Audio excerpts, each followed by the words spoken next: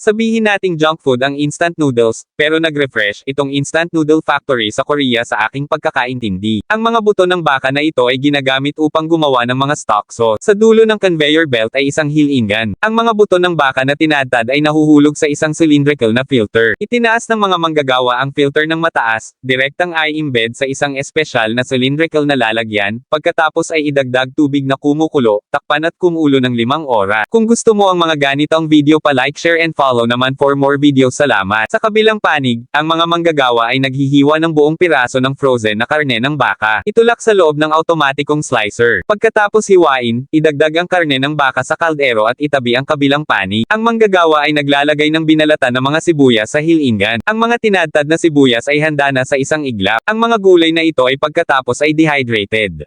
Paghaluin sa proporsyon, pagkatapos ay i-seal ito. Narito kung paano gumawa ng mga pakete ng sarsa. Idagdag ang mga lihim na pampalasa at nilutong stock sa blender. Haluing mabuti. Itakda ang drum sa automatikong bag sealing machine. I-encapsulate.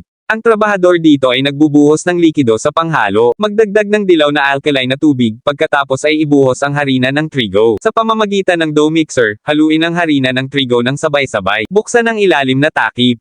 Hayaang mahulog ang mga piraso ng kwarta sa kwarta na pinindot sa ibaba. Pinipindot ng kwarta ang maliliit na piraso ng pansit sa manipis na mga sheet. Sa wakas, ito ay dumadaan sa cylindrical cutter. Pagkatapos ito ay ipinadala sa mataas na temperatura steaming machine. Ang 180 degree na singaw ay nagluluto kaagad ng pansit. Pagkatapos ay i-cut ito sa mga piraso, ilagay sa amag, automatikong air dryer sa itaas. Aalisin namin ang labis na kahalumigmigan. Pagkatapos ay ipinadala ito sa hot air dryer upang makumplito ang paghubog.